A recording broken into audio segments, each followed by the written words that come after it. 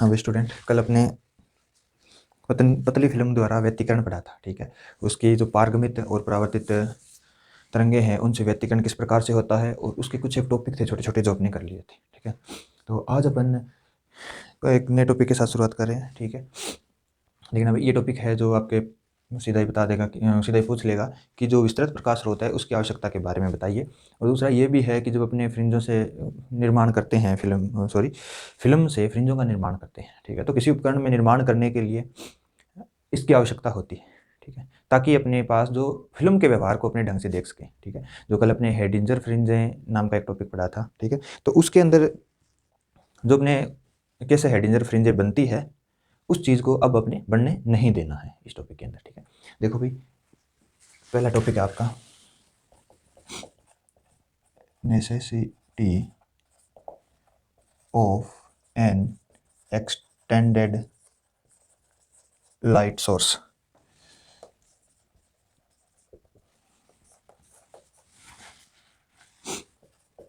विस्तृत प्रकाश स्रोत की आवश्यकता। ठीक है, ये जो टॉपिक है आप अपनी बुक से मैच कर लेना। वैसे एक्स्ट्रा टॉपिक सिलेबस के बगैर पढ़ने का कोई फायदा नहीं है, परंतु तो अपने को करने होंगे। यदि अपने धीरे धीरे आगे चल रहे हैं तो बीच में कुछ टॉपिक छोड़े हुए हैं तो उनको अपने छोड़ नहीं सकते, फिर आपको आगे वाला समझ में नहीं आएगा। ठीक है, तो ये है विस्तृत प्रकाश स्रोत की आवश्यकता। ये क्या चीज़ है अभी, हम जब किसी फिल्म से फ्रिंजों का निर्माण करते हैं, ठीक है, तो जब अपने यहाँ पर प्रकाश स्रोत को लगा देते हैं, ठीक है, तो प्रकाश की जो किरणें हैं इस तरीके से इसके ऊपर आपतित होती है। ठीक है, और ये जो कोण है ये अलग अलग होते हैं, I1, I2, I3। ठीक है, और जिसके कारण इससे जो फ्रिंजें का निर्माण होगा वो कहीं पे इससे कहीं पे होगा, या फिर इससे जब अपने यहाँ पर जाएंगे तो। ठीक है, देखो क्या होगा, जब अपने यहाँ से देखेंगे तो एक विशेष कोण पर आने वाले प्रकाश, ये कोण अलग अलग कोणों, ये प्रकाश आएगा जो अलग अलग कोणों पर आएगा। इस जगह से जब अपने देखेंगे तो एक विशेष कोण पर आने वाले प्रकाश के कारण ही अपने देख पाएंगे। ठीक है, तो अपने को टेलीस्कोप से एक ही जगह पे यहाँ पर देखोगे तो अलग एंगल से आने वाले प्रकाश के बारे में की फ्रिंजें मिलेंगी, और इस जगह पर अलग कोण से आने वाले प्रकाश की फ्रिंजें मिलेगी। ठीक है, दूसरा जो ये जो लाइन निकलती है ये वाली, ठीक है, तो इसमें से बाहर निकलती है। हमने देखा था कि ये कैसे निकलती है, किसी को कोण पर प्रकाश को आपतित करो, फिर ये थोड़ा सा इधर आर है तो इसकी तरफ अविलंब की तरफ मुड़ेगा, ये वाली लाइन है जो अविलंब की तरफ मुड़ेगी, और फिर ये वापस से यहाँ से परावर्तित होगा सेम कोण पर, और उसके बाद ये विलंब से इस तरीके से बाहर निकल जाएगा, और यहाँ से परावर्तन से वो वाली रेखा निकलेगी। ठीक है, हाँ, तो अब इस लाइन के लिए अपने को ये वाला व्यतिकरण मिल रहा है। ठीक है, इस लाइन के लिए अपने को ये वाला व्यतिकरण है जो मिल रहा है, तो यदि इसका एंगल चेंज कर दोगे आप, ये कर दोगे, तो यहाँ पर अपने को देखना पड़ेगा। ठीक है, तो इसको देखने के लिए स्पेशल अपने को इसके सामने ही आना पड़ेगा, या फिर किसी स्पेसिफिक जगह पर सूक्ष्मदर्शी से देखना होगा। ठीक है, यदि अपने विस्तृत लाइट सोर्स का उपयोग करते हैं, ये विस्तृत नहीं है, अभी एक्सटेंडेड नहीं है, ये light source point light source है, और पॉइंट लाइट सोर्स से अपने को पता है प्रकाश है जो ऐसे स्फेरिकल जो सरफेस होती है उसके अंदर फैलता है। ठीक है, तो किसी जगह पर यदि गिराओगे तो अलग अलग एंगल से गिरेगा। विस्तृत प्रकाश स्रोत में अपने कुछ इस तरीके का प्रकाश स्रोत काम में लेते हैं जिससे जो प्रकाश किरणें हैं वो सारी समांतर निकले। ठीक है, तो जब स्लिट के ऊपर जब आप गिराओगे तो ये वाली वही एंगल रखेगी, इस तरीके से पास प्रकाश किरणें गिरेगी, मतलब कि प्रत्येक का कोण वही होगा, आपतन कोण बराबर होगा। ठीक है, जिसके कारण आप कहीं पर भी देखोगे, जिस जगह पर देखोगे, आप प्रत्येक किरण के कारण जो व्यतिकरण प्रतिरूप बन रहा है उसको आप ऑब्जर्व कर पाओगे। ठीक है, और हेडिंजर फ्रिंज बनाने के लिए हमने क्या किया था, यही काम मिल गया था कि आपके पास प्लेट है, एक सोर्स लगाया, इससे अलग अलग कोणों पे आएगी आपके पास लाइट, और ये विस्तृत प्रकाश स्रोत है, ये इस तरीके से होता है। ठीक है, इसको बनाने के लिए ना क्या करते हैं, रफ थोड़ा सा सरफेस को ना रफ कर देते हैं, इधर तो लाइट सोर्स लगा ही होता है, दूसरा सरफेस को अपने रफ कर देते हैं, बिल्कुल कांच की सरफेस को रफ किया हुआ आपने देखा होगा दुकानों के जो बाहर शीशे लगे होते हैं उस पर। ठीक है, तो उससे आपको एक जैसी लाइट निकलेगी। दूसरा ये रिसोर्स आपके पास फाइनाइट दूरी पर है। ठीक है, तो इसकी जो एक आगे उत्तल लेंस लगा देते हैं, कॉन्वेक्स लेंस लगा देते हैं, जिसके फोक्स पर अपने लाइट सोर्स को रख देते हैं। फोक्स पर रखने के बाद जो लाइट निकलेगी वो पैरेलल होगी। ठीक है, फोक्स पर लाइट सोर्स एस को रखेंगे तो इससे पैरेलल लाइन निकलेगी। ठीक है, तो ये है विस्तृत प्रकाश स्रोत। इसके बाद में अपनी बात करते हैं जो एक फिल्म होती है, वेज फिल्म होती है, हिंदी में इसको फनाकार फिल्म बोलते हैं। वेज शेप, वेज शेप आपने छोटी क्लास में पढ़ा होगा कि वेज शेप कौन सी होती है, जैसे कुल्हाड़ी की शेप होती है या छेनी की शेप होती है, छेनी जानते हो ना, थोड़ा छेनी थोड़ा, तो वो छेनी की शेप जो होती है वो वेज शेप होती है। ठीक है, तो नेक्स्ट है interference due to a thin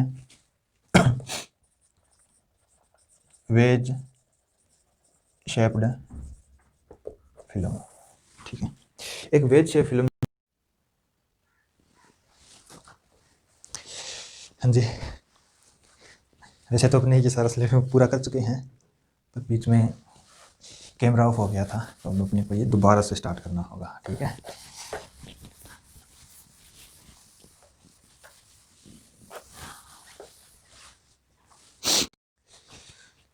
तो अपने स्टार्ट करते हैं topic interference due to a thin wedge shaped film. जो वेज शेप फिल्म होती है उसके द्वारा व्यतिकरण कैसे होता है ये देखेंगे अपनी। वेज शेप फिल्म क्या होती है देख लो भाई। यदि आपके पास कोई फिल्म ऐसी हो, फनाकार फिल्म द्वारा व्यतिकरण, फनाकार फिल्म द्वारा व्यतिकरण,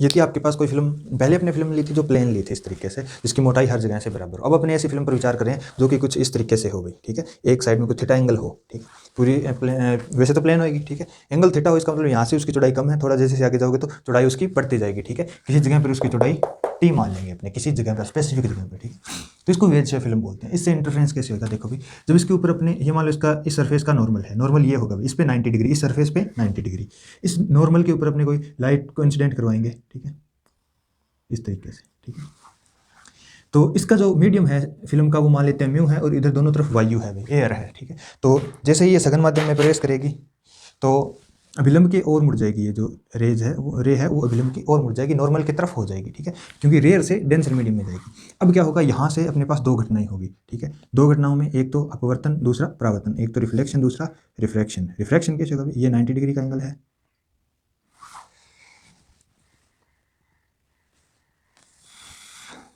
सॉरी अपने इसमें इंसिडेंट है ना जो लाइट,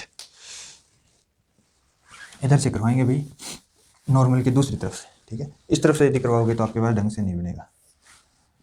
अपने नॉर्मल के, इसका ये नॉर्मल है, नॉर्मल के इस तरफ से करवाएंगे भी। ठीक है, अपने को इस तरफ इंटरफेरेंस पैटर्न चाहिए, इससे कराओगे तो इस तरफ इंटरफेरेंस पैटर्न बनेगा। इस तरफ इंटरफेरेंस पैटर्न चाहिए तो उसके लिए ये विलंब के पास में होगी। ठीक है, यहाँ से भी अपने पास रिफ्लेक्शन होगा। ठीक है, यहाँ से दिख रहोगे तो रिफ्लेक्शन इधर जाएगा। ठीक है, ये रिफ्लेक्शन गया और ये इसका जो रिफ्लेक्शन हो गया वो इस तरफ जाएगा। यहाँ से फिर से आपके पास रिफ्लेक्शन होगा। ठीक है, ये इसका नॉर्मल है। ठीक है, बराबर एंगल पर, और इसके बाद इस जगह से ये इसका फिर से आ गया नॉर्मल। ठीक है, नॉर्मल से अब डेंसर से रेयर मीडियम में जाएगी, ये म्यू मीडियम है, ये वायु है, एयर है, और ये भी एयर है। नॉर्मल से दूर हटेगी, दूर हटेगी तो इस डायरेक्शन में ये चली जाएगी। ठीक है, इसकी ये डायरेक्शन थी, इससे थोड़ा सा इधर और हो जाएगी। इन दोनों से अपने को इंटरफेरेंस पैटर्न मिलेगा। एक रे है जो इधर से सघन से विरल में जा रही है ना, डेंसर से रेयर मीडियम में जा रही है, तो अभी नॉर्मल से दूर हटेगी, दूर हटेगी तो ये इस दिशा में चली जाएगी। ठीक है, यहाँ से भी अपने पास रिफ्लेक्शन होगा, पर अपने इस अकेले इसी के ऊपर विचार करते हैं। ठीक है, ये जो वेज शेप फिल्म है इसका जो एंगल है वो थीटा है। ठीक है, ये इसका वेज का जो एंगल है वो थीटा है। ठीक है, ये इस फिल्म के लिए है स्पेसिफिक। ठीक है, और यहाँ पर जो अपने इंसिडेंट एंगल माना कि ये जो आई है स्मॉल आई, तो अपने को पता है कि रिफ्लेक्शन में तो आई इक्वल टू आर होता है, तो ये भी आई होगा। ठीक है, और जो ये एंगल है ना, ये एंगल ये वाला, ठीक है, मतलब रिफ्लेक्शन एंगल, ये आर हो, रिफ्लेक्शन एंगल ये आर मान लेते हैं। ठीक है, तो ये एंगल कितना होगा, ये एंगल, ये वाला एंगल। ठीक है, ये जब आप देखोगे तो देखो ये सीधी सरफेस है। ठीक है, और मान लो यदि एक सीधी सरफेस होती, यहाँ से लाइट रे इसके ऊपर इंसिडेंट होती, ये आई एंगल होता, और उसके बाद यहाँ से बेंड हो जाती, ये आर एंगल होता, तो ये भी आर एंगल होता। ठीक है, अब यदि आप इस सरफेस को इसके पैरेलल न रख के, इसके साथ 0 डिग्री कोण पर न रख के किसी थीटा कोण पर शिफ्ट कर दो, किसी थीटा कोण पर शिफ्ट कर दो, तो ये जो एंगल है आर, ये कितना बढ़ जाएगा, थीटा बढ़ जाएगा। ठीक है, सीधी सी बात है, तो ये एंगल हो जाएगा आपके पास आर प्लस थीटा। ठीक है, और यहाँ पर इस पॉइंट पर हुआ रिफ्लेक्शन है, ये दूसरी तरफ, तो जो ये कौन होगा, ये भी आर प्लस थीटा हो जाएगा। ठीक है, इधर वाला एंगल भी आर प्लस थीटा हो जाएगा। अब देखो भी, मान लेते हैं किसी पॉइंट पर इसकी जो मोटाई है वो टी है, और कहाँ पर है, इस जगह पर है। इसको आप थोड़ा सा एंगल को ना ऐसे बना दो। ठीक है, तो इस जगह पर मोटाई इसकी टी है, यहाँ से लेकर यहाँ तक कितना है, स्मॉल टी। ठीक है, और ये जो अपने बनाई है ये इसकी इमेज है, इस ऊपर वाले की कॉपी है बिल्कुल ही। ठीक है, तो ये भी टी होती है, तो ये पूरी है जो 2 टी हो जाएगी। ठीक है, इसको छोड़ो, अपने ये करेंगे डेरिवेशन, तो इसका रचना के अंदर इसके ये हो जाएगा, मतलब एक्स्ट्रा अपने को इतना टर्म बनानी होगी, और इस पॉइंट से यहाँ पर नॉर्मल डालना होगा, ठीक है, सॉरी परपेंडिकुलर डालना होगा। और इंटरफ्रेंस अपने इन दोनों में देखेंगे, इन दोनों में, ठीक है, ए बी और सी। तो ए बी सी है, ये वेज है, ठीक है, और जो आपके पास इंसिडेंट रे है वो ये वाली है, ठीक है। देख लोगे जिन जिन पे तीर बनाए हुए हैं ना, तीर के निशान, वो सारी रेज हैं, बाकी नहीं है वे रेज, ठीक है। तो ये मैंने ऐसे बनाया इसकी डिस्टेंस को बताने के लिए कि इस पॉइंट से यहाँ तक की जो मोटाई है वो स्मॉल टी है, ठीक है। और अब अपन बात करते हैं, एक तो नॉर्मल ये डाल दिया, दूसरा नॉर्मल अपने को कहाँ पे डालना होगा, उसके लिए पहले अपने पाथ डिफरेंस देख लेते हैं कितना होता है। लाइट रे इधर से आई, इस पर टकराई, इसके बाद दो भागों में बंट गई, एक तो इधर चली गई, दूसरा इधर जाकर फिर यहाँ तक आके फिर यहाँ से गई। तो अपने को ये जो जितने चली है और दूसरा ये जितना चली है, इन दोनों का अंतर चाहिए, अंतर हो जाएगा पाथ डिफरेंस के बराबर डेल्टा के इक्वल, ठीक है। तो यहाँ से अपने एक नॉर्मल डालते हैं, ठीक है। तो ये जो चीज़ होगी ये इसके एक वेव को बताएगी, ठीक है। ये इसका प्लेन फ्रंट हो गया, ठीक है, वेव फ्रंट हो गया। तो इसके बाद तो इक्वल लेंथ चलेगी, इससे पहले पहले वाली काउंट कर लेते हैं, ठीक है। ए सी बी, इसको डी नाम दे दो, इस पॉइंट को डी, इस वाले को, ठीक है, और इसको एम, ठीक है। तो अपने को पता है कि जो वेज है इसका जो रिफ्रैक्टिव इंडेक्स है वो म्यू है, तो वेज के अंदर जो लाइट चलेगी उसकी डिस्टेंस है D C plus C B, ठीक है, और ये म्यू से गुना होगा, डी सी सी बी, और ये म्यू से गुना हो गया, और माइनस कर दो आपके पास, यहाँ से दो भागों में डिवाइड हुई थी रे, इधर डी एम, ठीक है, और ये मल्टीप्लाई होगा 1 से, क्योंकि ये जो रे चल रही है वो मीडियम है अपने पास एयर, और एयर के अंदर एयर का रिफ्रैक्टिव इंडेक्स होता है 1 अपने पास, ठीक है। और अपने को पता है कि जो वेलोसिटी है वो लाइट की स्लो हो जाती है किसी मीडियम में, ठीक है। तो अपने ऐसा भी मान सकते हैं कि जो वेलोसिटी स्लो हो गई है तो उस मीडियम में ज़्यादा लेंथ कवर करनी पड़ी है लाइट को, है ना, और जो बाहर लाइट को लेंथ है जो सेम कवर जो वैक्यूम जितनी ही कवर करनी पड़ी है, तो इसके लिए तो 1 रखेंगे, और कितना गुना जितना स्लो होगा उतना गुना ही ज़्यादा कवर करनी पड़ेगी लेंथ, तो इसको म्यू से अपने मल्टीप्लाई कर दिया, इतना पाथ डिफरेंस आएगा, ठीक है। तो अब अपन बात करते हैं जो इसका पाथ डिफरेंस का फॉर्मूला है वो अपने पास आता है delta equal to 2 mu t cos theta plus r, ठीक है। मैं सीधा लिख रहा हूँ, जैसे आप देखोगे तो अपने फिल्म के लिए निकाल दिया था फॉर्मूला, वो 2 म्यू टी कोस आर आया था, 2 म्यू टी कोस आर आया था पाथ डिफरेंस का फॉर्मूला, यहाँ पे मैं सीधा लिख रहा हूँ, ठीक है, फिर लंबा चौड़ा हो जाएगा ये लेक्चर। और दूसरा ये वाला है जो आपके सिलेबस में तो नहीं लिखा हुआ है, ठीक है, जैसे आप कर लेना, कोई दिक्कत ना है तो, ठीक है। और जो अपने नेक्स्ट वाला टॉपिक करेंगे तो वहाँ पे ये फॉर्मूला यूज में आएगा, तो इसलिए मैंने बता दिया है आपको। और दूसरा आप सीधा देख सकते हो, तो आपके पास वो पहले वाली फिल्म थी, दोनों की पैरेलल लाइन थी, यदि इसको आप थीटा एंगल पे करोगे तो यहाँ से ये आर एंगल था, ये भी आर था, ठीक है। इसको आप थीटा पे करोगे तो ये आर कितना हो जाएगा, आर प्लस थीटा हो जाएगा, इधर वाला आर तो आर ही बचेगा, इधर वाला आर प्लस थीटा हो जाएगा, जो कि अपने यहाँ पे लिखा है, और कोस आर किस जगह थीटा प्लस आर मैंने लिख दिया है, ठीक है। तो आप सीधा ऐसे भी अंदाजा लगा सकते हो कि जो फॉर्मूला है आपके पास पाथ रेफरेंस का वो ये होगा, और कैलकुलेट तो आप कर ही सकते हो, डेरिवेशन तो मैं आपको भेज दूंगा, ठीक है। इसके बाद ये अपने पास पाथ डिफरेंस का फॉर्मूला आ गया, ठीक है। और यदि आप इसके ऊपर देखते हो कि यदि नॉर्मल से आपके पास इंसिडेंट हो, ये नॉर्मल है इसका, ठीक है, और रे यदि नॉर्मल से इंसिडेंट हो आई, तो आई इक्वल टू एंगल आई क्या हो जाएगा, 0 हो जाएगा, तो आर भी 0 हो जाएगा आपके पास एंगल, ठीक है। तो फिर आपके पास ये फॉर्मूला बनेगा delta equal to 2 mu t cos theta theta, ठीक है, आर हो जाएगा 0, तो ये फॉर्मूला आ जाएगा 2 म्यू टी कोस थीटा। और यदि आप वही जो अपने अब तक करते आ रहे हैं, यहाँ से सघन माध्यम पर से रिफ्लेक्ट हुई है प्रकाश किरण, ठीक है। तो स्टोक का नियम क्या कहता है, जो पाथ डिफरेंस है वो λ/2 एक्स्ट्रा हो जाएगा, ठीक है, तो λ/2 एक्स्ट्रा पाथ डिफरेंस कर देंगे। उसके बाद जो दो प्रकार के अपने पास होते हैं, संपोषी व्यतिकरण और दूसरा विनाशी व्यतिकरण, ठीक है। ये तो आपके पास होएगा कंस्ट्रक्टिव इंटरफेरेंस और ये डिस्ट्रक्टिव इंटरफेरेंस, ठीक है। इसके अंदर अपने पास लाइट फ्रिंज बनती है और इसके अंदर अपने पास डार्क फ्रिंज बनती है, ठीक है। इसके लिए पाथ डिफरेंस होना चाहिए आपके पास delta equal to n lambda, इसके लिए आपके पास पाथ डिफरेंस होना चाहिए 2n-1 λ/2, ठीक है। और यदि ये फॉर्मूला रखो दोनों में बराबर इसके पाथ डिफरेंस के, 2 mu t cos theta minus λ/2, 2 mu t cos theta minus λ/2, ठीक है। तो ये λ/2 इधर जाकर आपके पास फॉर्मूला बनेगा 2 mu t cos theta equal to 2 से एलसीएम ले सकते हो, फिर λ/2 कॉमन ले सकते हो, या फिर सीधा लिख दो n लैम्डा माइनस λ/2, और ये हो जाएगा आपके पास λ/2 कैंसिल हो जाएगा, 2 म्यू टी कोस थीटा बराबर n लैम्डा, ठीक है। तो ये दोनों कंडीशन बनेगी, ये तो आपके पास डार्क फ्रिंज के लिए होगी और ये लाइट फ्रिंज के लिए कंडीशन होगी, ठीक है। हाँ, इसके बाद नेक्स्ट इसी के अंदर है फ्रिंज चौड़ाई, ठीक है, फ्रिंज विड्थ, जिसको अपने बीटा से लिखते हैं। ये क्या है अभी, ये फाइंड कर रहे हैं अपने, देखो ये आपके पास वेज से फिल्म थी, ठीक है, और मान लो कहीं पे टी एन मोटाई है, जहाँ पर एनवीं फ्रिंज बन रही है। फ्रिंज अपनी डार्क ले लेते हैं, ठीक है, अदीप्त फ्रिंज ले लेते हैं। अदीप्त सीधा सा फॉर्मूला है आपका, ठीक है, इसलिए अदीप्त फ्रिंज ले लेंगे टी एन, और उससे आगे एक और फ्रिंज बन रही है जो टी एन प्लस 1वीं फ्रिंज है, ठीक है। और यहाँ से जो थीटा एंगल है ये, और ये जो डिस्टेंस है यदि एक्स एन हो और इसकी डिस्टेंस एक्स एन प्लस 1 है, ठीक है। एनवीं फ्रिंज की डिस्टेंस अपने मान ली एक्स एन और इसकी मान ली एक्स एन प्लस 1, मान लो एक्स की डिस्टेंस है, ठीक है। एन तो इसके लिए बताया कि अपने पास nth फ्रिंज की जो डिस्टेंस है उसकी बात करें, अपने सेंटर से nth फ्रिंज की डिस्टेंस, ठीक है। तो अपने ये वाली चौड़ाई फाइंड करेंगे। यदि ऊपर से देखोगे तो आपको इस तरीके से फ्रिंज दिखाई देगी। यदि आपके पास जो प्रकाश स्रोत है वो विस्तृत है, एक्सटेंडेड है, तो ठीक है। यदि वो नहीं है एक्सटेंडेड प्रकाश स्रोत, तो आपके पास अलग अलग एंगल के पे इन आर का मान अलग अलग होगा, अलग अलग फ्रिंजें बनेगी, ठीक है। तो जब एक्सटेंडेड है तो उसके लिए आपके पास स्ट्रेट लाइन मिलेगी, ठीक है। स्ट्रेट लाइन से आपके पास जो ये मोटाई आएगी एक फ्रिंज की, ठीक है, ब्लैक से ब्लैक या फिर लाइट से लाइट, डार्क से डार्क या फिर लाइट से लाइट फ्रिंज के बीच की जो दूरी है वो आपके पास जो बीटा होगी, ठीक है। ये अपने फाइंड कर सकते हैं इस फॉर्मूले से। यहाँ से एक्स एन की वैल्यू निकालो तो एक्स एन वो क्या आएगी भाई, इस त्रिभुज में देखो, छोटे वाले में देखोगे तो लंब और ये आधार और ये हो गया थीटा एंगल, तो टेन थीटा से अपने फाइंड कर सकते हैं। टेन थीटा से यदि आप फाइंड करोगे, टेन लंब बटे आधार होता है, ये एक्स एन आधार हो जाएगा तो टेन इसके बटा में चला जाएगा, या फिर आप टी एन ही निकाल लो, टी एन निकाल लेते हैं, एक्स एन टेन थीटा, ठीक है। इसी तरीके से टी एन प्लस 1 आ जाएगा, x n plus 1 tan theta, ठीक है, इस बड़े वाले त्रिभुज में। ये दोनों आ गए तो आप एक चीज़ और फाइंड कर लो, t n plus 1 minus t n क्या आएगा, x n plus 1 tan theta minus x n tan theta. Tan theta common ले लो, t n plus 1 minus t n, tan theta common ले लोगे तो x n plus 1 minus x n बचेगा, इस minus ये, ठीक है। और ये अपने पास होता है beta, x n plus 1 minus x n, ये होता है बीटा, ठीक है। तो ये बीटा टेन थीटा आ जाएगा, ठीक है। अब अपन क्या करते हैं, अपने को टी एन और टी एन प्लस 1 की मान चाहिए, ठीक है। तो वो आप यहाँ से निकाल लोगे अदीप्त फ्रिंजों के लिए। क्या होती है कंडीशन, 2 म्यू टी एनवी फ्रिंज के लिए मान लेते हैं, ठीक है, cos theta equal to n lambda, t n equal to n lambda over 2 mu cos theta, ठीक है। और टी एन प्लस 1 के लिए करोगे तो एन प्लस 1 हो जाएगा, क्या आएगा, टी एन प्लस 1 के लिए n plus 1 lambda 2 mu cos theta आएगा, ठीक है। अब इन दोनों को आप माइनस करके इसके अंदर रख सकते हो। माइनस कर दोगे तो क्या आएगा, इसमें से ये घटा दो, एन वाला कैंसिल हो जाएगा, एक वाला बचेगा सिर्फ, ठीक है। तो यहाँ पर आएगा lambda over 2 mu cos theta, इसमें पुट करना है ये दोनों वैल्यू को आपको।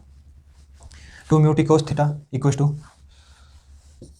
बीटा टेन थीटा, और टेन थीटा क्या होता है, sine theta over cos theta, cos theta से कोस थीटा कैंसिल, बीटा का मान क्या आएगा, lambda over 2 mu sine theta, ठीक है। और थीटा बहुत कम हो तो बीटा का मान आ जाएगा लेमडा ओवर 2 म्यू थीटा, ठीक है। ये आ जाएगा आपके पास फ्रिंज चौड़ाई है वो कितनी होती है, ठीक है। जो आपके पास फ्रिंजें बनती है वेज फिल्म से जो फ्रिंजें बनती है उनके लिए फ्रिंज चौड़ाई का फॉर्मूला ये है भाई, ठीक है। इसके बाद अपन बात करते हैं, यदि आप देखो तो ये फॉर्मूला है टी पे निर्भर नहीं करता है, ठीक है। टी नहीं है ना इस फॉर्मूले में, फ्रिंज चौड़ाई मतलब एक फ्रिंज की जो मोटाई है, ब्लैक से ब्लैक की दूरी या फिर व्हाइट से व्हाइट की दूरी, लाइट से लाइट की दूरी, डार्क से डार्क की दूरी, दीप्त से दीप्त की दूरी या अदीप्त से अदीप्त की दूरी, ये दूरी जो है वो टी पर निर्भर नहीं कर रही है भाई, ठीक है।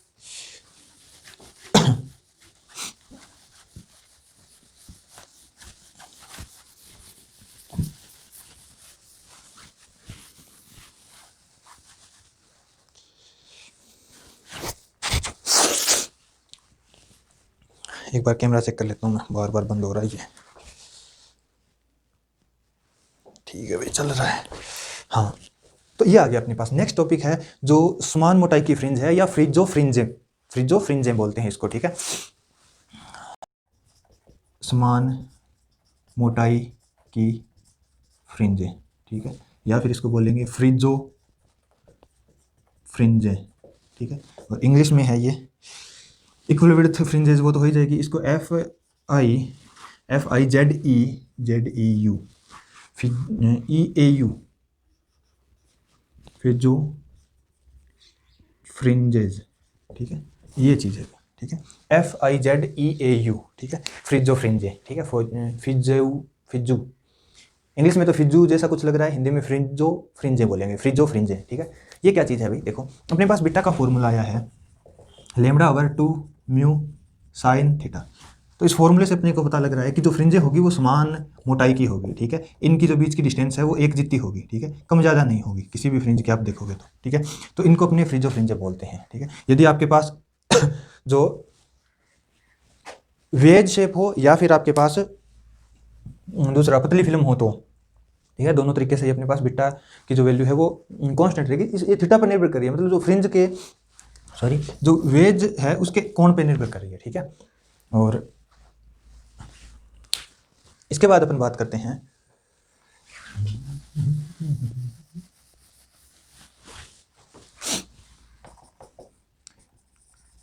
टेस्टिंग ऑफ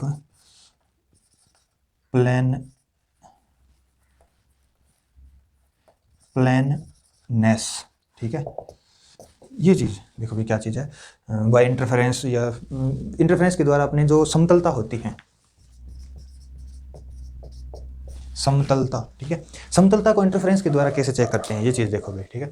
तो ये बीटा का जो मान है ये अपने को पता है टी पर निर्भर नहीं करता, ठीक है। तो अपने यदि किसी प्लेन को चेक करना हो कि वो बीटा जो वो प्लेन है या नहीं है, ऑप्टिकल प्लेन होने की बात करें, वैसे दिखने पर तो जैसे ये बोर्ड है ये प्लेन दिखाई दे रहा है, परंतु ऑप्टिकल प्लेन है या नहीं है इस बात को चेक करने के लिए अपने इसका उपयोग करते हैं, इस तथ्य का उपयोग करते हैं फ्रिंज वाले का, ठीक है, समान मोटाई वाले फ्रिंजों का। तो यदि कोई सीधी नहीं है तो उसके जो एंगल होंगे वो अलग अलग होंगे, फिर जो वेज एंगल है, वेज एंगल ये वाला अलग अलग होगा, जिसके कारण जितनी दूरी तक आपके पास एंगल एक ही है थीटा, इसका देख सकते हो इधर ये डायरेक्शन है, इसकी डायरेक्शन ये है, इसकी डायरेक्शन ये है, ठीक है। अलग अलग डायरेक्शन होगी यदि समतल नहीं है तो। ऑप्टिकल प्लेन की बात करूं मतलब बहुत ही माइक्रोस्कोपिक लेवल पे चेक करें अपने प्लेन है कि नहीं है, ठीक है।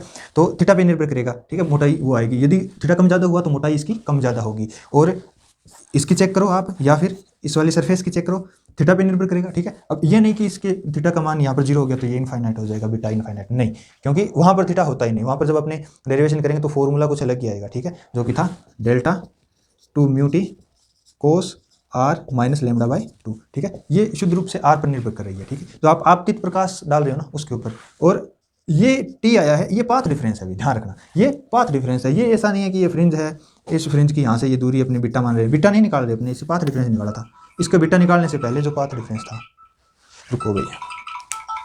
तो अपने बात करते हैं इस वेज और दूसरी जो प्लेन फिल्म होती है इसके द्वारा जो ये कॉन्सेप्ट अपने पास बीटा का मान आता है lambda by 2 mu sine theta, इससे अपने जो है उसकी जो समतलता है, उसकी प्लेननेस है, उसको अपने चेक कर सकते हैं। यदि प्लेन नहीं है तो आपके पास जो थीटा कोण होंगे वो अलग अलग होंगे, जो कि वेज एंगल है, उसके कारण जो आपके पास बीटा का मान आएगा वो अलग अलग आएगा, ठीक है। इसलिए जो फ्रिंज होगी वो कहीं पे चौड़ी कहीं पे पतली होगी, जो अपनी सुंदर से देखेंगे। जबकि यदि सरफेस आपके पास बिल्कुल प्लेन है, ऑप्टिकल प्लेन है, तो आपके पास है बीटा का मान कांस्टेंट आएगा, हर एक जो फ्रिंज है उसका उसकी चौड़ाई होगी वो नियत रहेगी। ये तभी प्लेन की टेस्टिंग। इसके बाद में अपनी बात करते हैं न्यूटन रिंग्स के बारे में, न्यूटन वलय।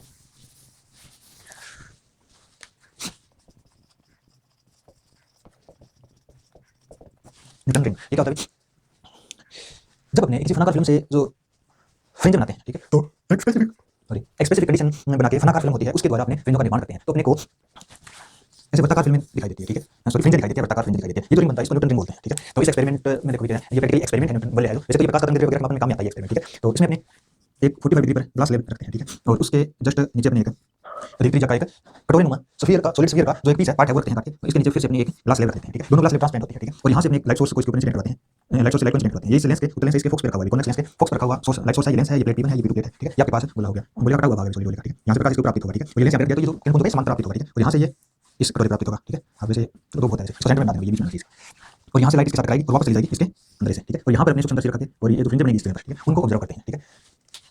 यहाँ लाइट सोर्स का लेंस रखा हुआ है जिससे समांतर प्रकाश किरण को प्राप्त होगा, 45 डिग्री पर प्लेट से इसको नीचे की तरफ मोड़ते हैं, ठीक है। हर एक प्लेट में यहाँ पर हर एक प्लेट तो पारदर्शी है परंतु घटना है, जो घटना है आपके पास है परावर्तन और अपवर्तन दोनों ही होगी हर एक, ठीक है। और उसके बाद पारदर्शी कांच का बना बोले के ठोस बोले का पूरा है उसमें से प्रकाश जाएगा, और ये जो फिल्म है दोनों तरफ है, एक तरफ वो बन गया, ठीक है, लाइट आएगी इस तरीके से। मैंने इसको 2-3 बार बना दिया, अब ये बार-बार बंद हो जाता है, बोरिंग काम हो गया ये बहुत ज़्यादा, ठीक है। यहाँ से प्रकाश इसके ऊपर इस तरीके से और ऐसे निकल जाएगा, ठीक है। यहाँ से जब हम देखेंगे तब तो अपने पास जो पैटर्न बनेगा न्यूटन रिंग्स का वो परावर्तित किरणों के लिए होगा, ठीक है, और ये इधर से होगा वो पारगमन के लिए होगा, ठीक है, ट्रांसमिटर रेज के लिए होगा, ठीक है। होगा क्या इसके अंदर, ये देखो ये कटोरा है जो आपके पास इस तरीके से प्लेन सरफेस है जो कि P2 प्लेट की होगी, एक कांच की स्लैब है, ग्लास स्लैब है, ठीक है। उसके ऊपर आप एक ठोस गोले का ट्रांसपेरेंट गोला है ठोस उसका पूरा काट के रख दोगे, ठीक है। तो इस तरीके की आकृति बनेगी कुछ, ठीक है। तो ये जो जगह बन रही है आपके पास खाली बीच में इस तरीके की, ठीक है, ये जो जगह बन रही है इधर ये वाली, ठीक है, ये ठीक। तो ये एक वेज फिल्म की तरह काम करेगी, वेज फिल्म की तरह, ठीक है। वेज ये था ना, इसके यहाँ पर थीटा कौन था, ठीक है। तो ये फिल्म बन जाएगी आपके पास फनाकार फिल्म, ठीक है।